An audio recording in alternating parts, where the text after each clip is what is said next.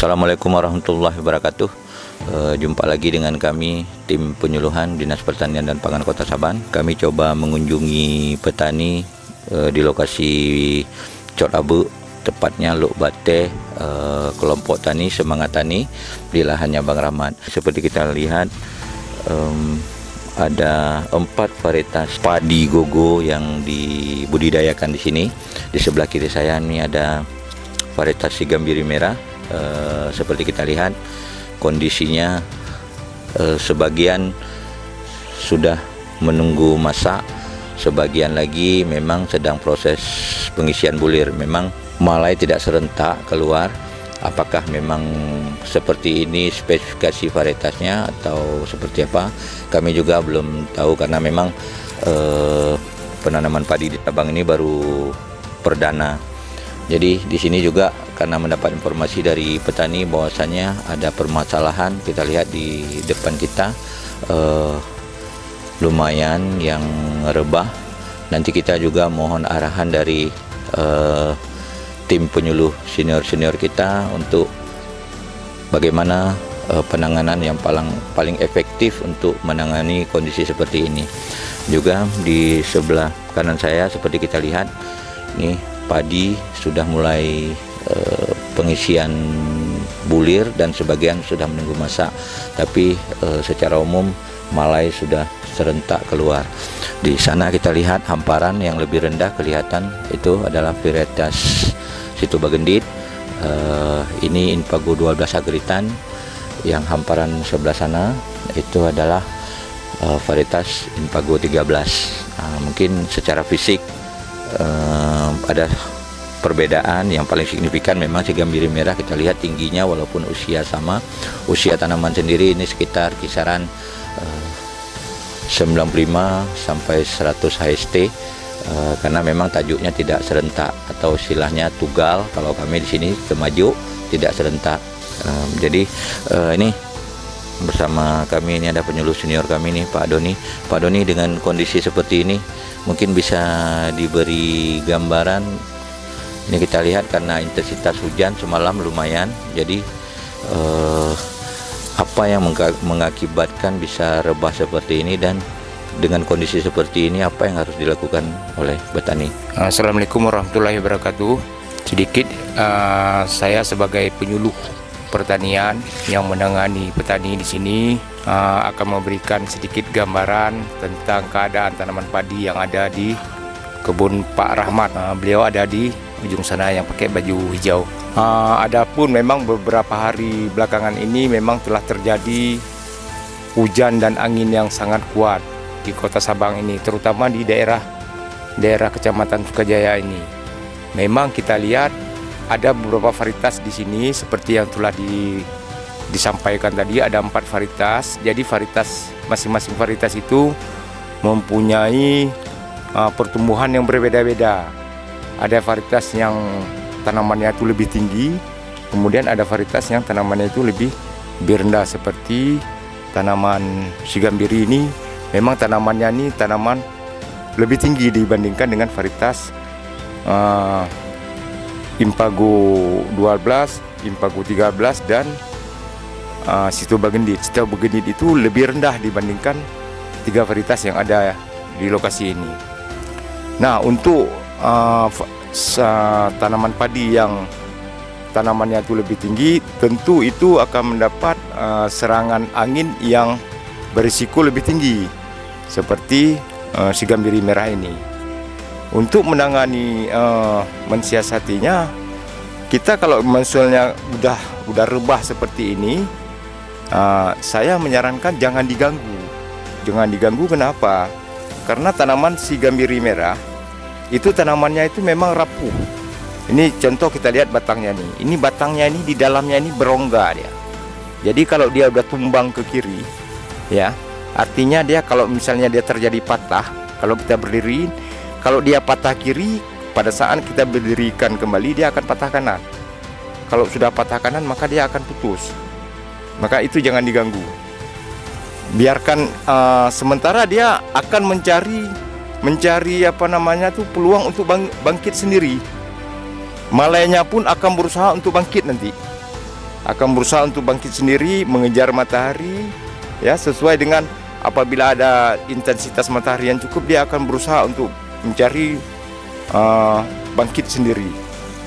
Kecuali dia memang sudah misalnya kapasitasnya itu memang sudah cukup parah sekali, mengancam perekonomian kita, mengancam ambang ekonomis kita, rebahnya, baru kita melakukan siasat yang harus kita tangani. Tapi kalau misalnya masih sedikit begini, daripada kita merusak dia nanti, lebih bagus kita biarkan. Di sini kita melihat ada beberapa varietas yang terkena efek daripada serangan angin dan hujan. Yang pertama ini Sigambire merah, yang kedua Impago 13 ya Bendi ya, Impago 13 yang ada di sana. Itu Impago 13 memang dibandingkan dengan Sitobagendit memang dia lebih tinggi, dia nomor 2 tinggi di sini. Nomor 2 tinggi. Jadi varietas-varietas yang lebih tinggi itu dominan terserang, terdampak oleh serangan angin dan hujan. Kalau misalnya kita mau mensiasatinya, mungkin ke depan kita, kalau kita lihat faktor angin memang di sini lebih kuat, kita akan melakukan mensiasati dengan varietas-varietas yang lebih tahan. Jangan sudah rebah baru kita siasati, tapi apa yang harus kita lakukan untuk ke depan? Misalnya untuk tahun depan, misalnya kita mau menanam apa? Mau menanam Impago 12 yang lebih tahan terhadap serangan angin, ataupun ya Sitobagendit. Jadi siasat-siasat yang seperti itu yang harus kita lakukan. Kalau untuk penyakitnya, kita lihat di awal-awal kan ini sering terjadi serangan kresek ya. Kresek itu disebabkan oleh bakteri. Sementara blast itu disebabkan oleh jamur. Kresek atau sering kita sebut dengan hawar daun, itu untuk penyakitnya.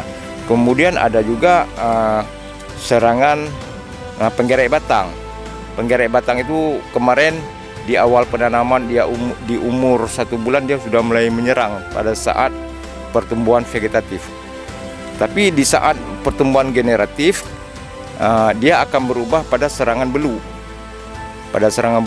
Hal itu di awal sudah kita lakukan penanganan dari bidang penyuluhan, itu sudah bergerak dengan cepat ya untuk mengantisipasi serangan-serangan seperti apa namanya tuh sundep ya, penggerek batang ataupun belu, itu sudah diatasi.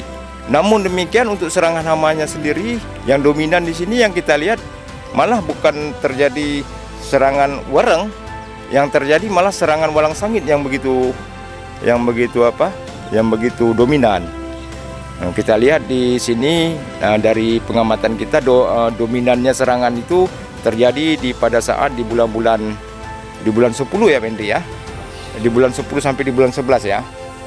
Jadi ke depan kita kalau bisa melakukan pergeseran itu di musim memang terjangkitnya musim berkembang biaknya hama itu, hama walang sangit itu. Jadi kita melakukan pergeseran asalkan tidak menghilangkan musim hujan, karena kita di sini walaupun ada sumber air, tapi kita tidak sepenuhnya mengharapkan sumber air, tapi kita masih juga sebagian wilayah-wilayah yang agak jauh, misalnya ada wilayah yang bukan di sini tapi di daerah lain, ya kan?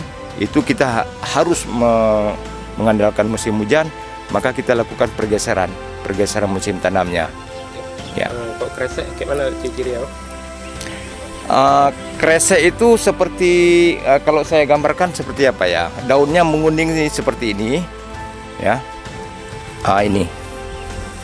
Ini awalnya dulu kena kresek. Ini kresek, ya kan? Tapi di daun atas ini dia udah normal, karena dulu kita udah melakukan pencegahan untuk tidak lagi terjangkit penularan. Ini kresek, ya kan? Kresek ini kalau misalnya dia terlalu banyak, ini potensi pertumbuhan tanaman padi itu tidak mau menggemuk, kemudian malai itu akan kurus, sehingga bulir padi itu pun tidak mengeluarkan dengan intensitas yang lebih banyak, akan mengeluarkan yang lebih sedikit. Kemudian banyak hal-hal yang terjadi di bulir padi ini akan menjadi kosong. Pengendalian kresek itu gimana, Mas? Pengendalian kresek itu bisa kita atasi dengan mengatasi dengan bakterisida. Kita semprot dengan bakterisida. Kemarin kita ada memberikan bakterisida yang dibantu oleh bidang penyuluhan, ya. Itu sudah kita tangani. Insya Allah sekarang sudah aman, nggak terjadi apa-apa lagi. Sudah bisa kita atasi. Atau yang walang sangit gimana pengendaliannya? Untuk walang sangit kita karena dia sudah masuk pada fase generatif, kita tidak lagi melakukan penyemprotan dengan menggunakan insektisida yang sifatnya sistemik, karena kita takut terdampak kepada buah padi, ya.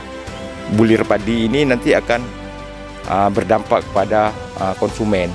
Jadi kita lakukan dengan yang insektisida yang sifatnya kontak maupun lambung. Itu ya. Ada waktu penyemprotannya? Waktu penyemprotannya kita lakukan pada saat di atas siang lah, di atas siang, karena di atas pagi mulai dari jam 8 sampai jam 11 siang itu masa generatif tanaman padi itu sedang melakukan perkawinan. Jadi kalau kita lakukan penyemprotan, kita takut terjadi kegagalan perkawinan, maka kita lakukan di atas jam 12 siang, baik jam 3 maupun sore. Ya, kalau misalnya kita selalu seperti Pak Rahman ini, dia selalu melakukan pengendalian dari awal, ya, dari semenjak dia masa vegetatif sampai masa generatif, itu dia selalu melakukan penyemprotan pengendalian, ya kan, pencegahan dulu terus sehingga bau insek maupun bau pestisida lain-lainnya itu tetap ada di lapangan, sehingga walang sangit itu tidak nyaman untuk tinggal di sekitar daerah sini, tidak mau datang. Ya, kalau dia misalnya dia datang pun tidak terlalu banyak. Ya, jadi kalau untuk misalnya kita sudah terjadi serangan yang masif terhadap serangan hama dan penyakit, itu baru kita turun ke lapangan untuk melakukan pengendalian. Itu agak sedikit sulit karena dia mati sebagian, menetas sebagian, mati sebagian, menetas sebagian. Jadi pengendalian secara itu harus kita harus kita kaji kembali. Nah, baiklah, sedikit saya memberikan referensi, ya, kepada kita semua setelah melakukan pengamatan di 3 kecamatan. Kami tim semua melakukan pengamatan, pemantauan. Kami berkesimpulan bahwa ada 5 varietas, ya Pak India, 5 varietas, termasuk salah satunya lagi IPB 9 Garuda, ya. Nampaknya yang paling cocok untuk kita kembangkan di Kota Sabang ini adalah jenis Impago 12 dan Impago 13. Ya, kenapa? Tanamannya itu tidak terlalu tinggi, juga tidak terlalu rendah. Kemudian malainya itu nampak terlihat lebih berbobot. Mungkin dibandingkan dengan varietas-varietas seperti Sitobagendit. Sitobagendit itu kan tanamannya lebih rendah, kemudian malainya lebih tegak-tegak, sehingga lebih dominan disukai oleh hama walang sangit. Tapi kalau yang seperti runduk ini, kita lihat agak kurang serangan walang sangitnya, karena dia tidak hinggapnya berayun-ayun begitu. Kemudian apa yang mau saya sampaikan lagi, kalau bisa ke depannya kami berkomitmen juga kepada petani untuk bisa menanam varietas yang Impago 12 dan Impago 13 ini. Itu juga nanti kami sesuaikan dengan selera dan keinginan masyarakatnya sendiri. Demikian yang saya sampaikan, terima kasih.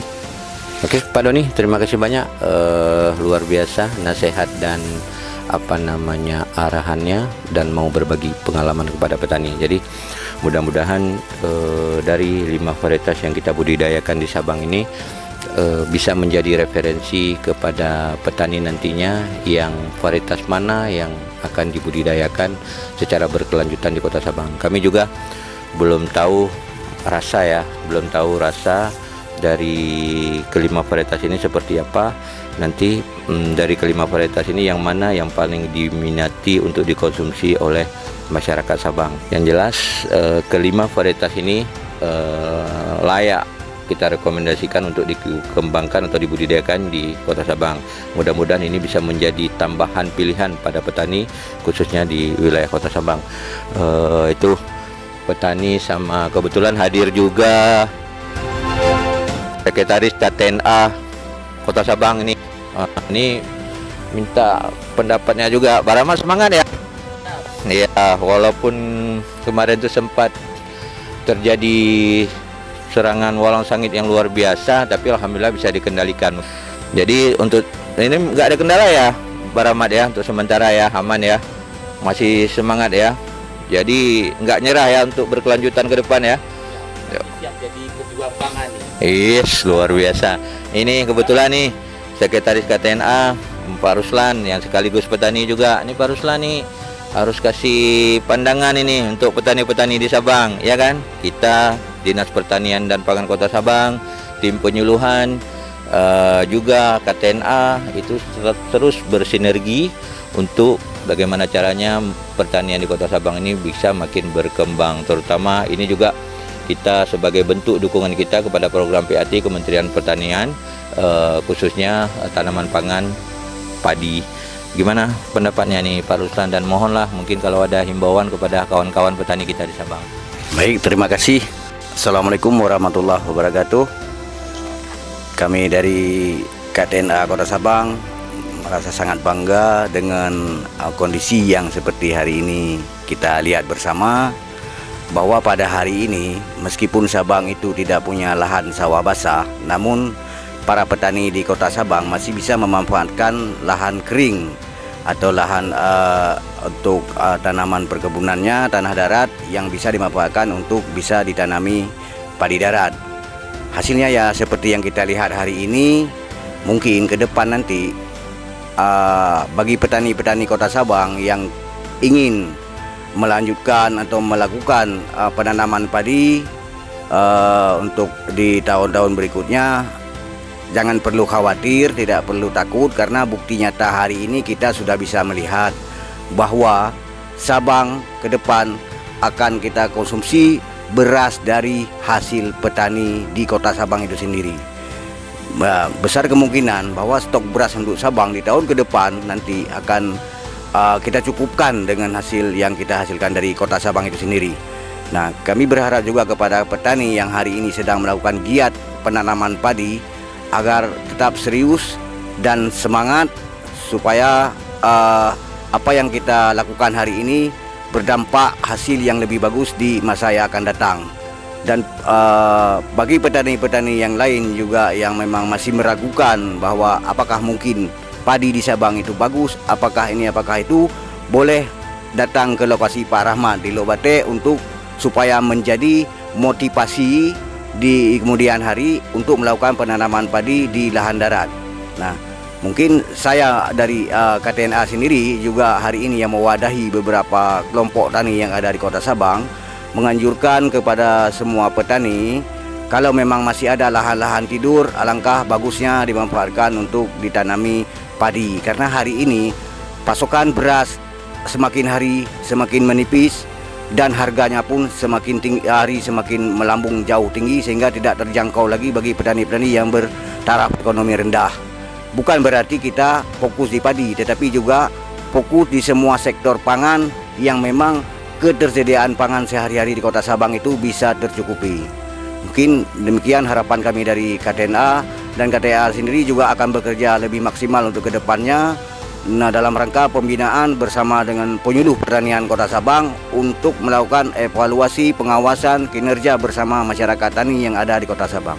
Mungkin sekian harapan kami atau sedikit wejangan dari kami sebagai KTNA wilayah Kota Sabang, dan salam hormat kepada seluruh instansi dinas terkait dan pihak-pihak yang telah mensupport program penanaman padi di Kota Sabang itu bisa berjalan dengan maksimal seperti yang kita lihat hari ini. Terima kasih. Assalamualaikum warahmatullahi wabarakatuh.